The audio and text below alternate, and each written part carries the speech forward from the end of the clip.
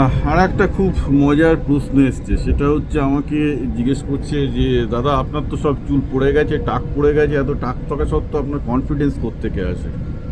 আমি আমার মনে মনে ভাবলাম যে টাকের সাথে কনফিডেন্স, মানে টাক বাড়লে লোকের কনফিডেন্স কমে, এটাই বা সেই ইনফরমেশনটা ভাবছে কেন। তারপরে বুঝলাম আচ্ছা মানে সমস্যাটা কী হয়েছে।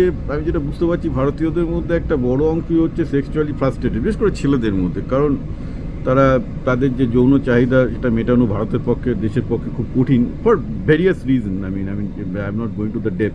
অবভিয়াসলি ওয়েস্টার্ন কান্ট্রির তুলনায় ভারতে একজন পুরুষের বা এবং নারীরও মানে যৌন চাহিদা মেটানো মুশকিলে থাকার জন্য, যেটা ফ্রয়েড বলে গেছে আর কি, যার জন্য তাদের সবার আগে ওই দিকটাই চোখে পড়ে যে বেসিক্যালি কোনটা, অর্থাৎ তাদের লুক নিয়ে, তাদের নিয়ে তাদের কনসাসনেসটা সবচেয়ে বেশি থাকে। কারণ মানে they always are in a hope যে একটা পার্টনার জুটে যাবে বা এই হয়ে যাবে, কারণ দে হ্যাভ দ্যাট নিড। তাদের ব্রেনটা ওইভাবে ওয়ার্ড হয়ে যায় আস্তে আস্তে।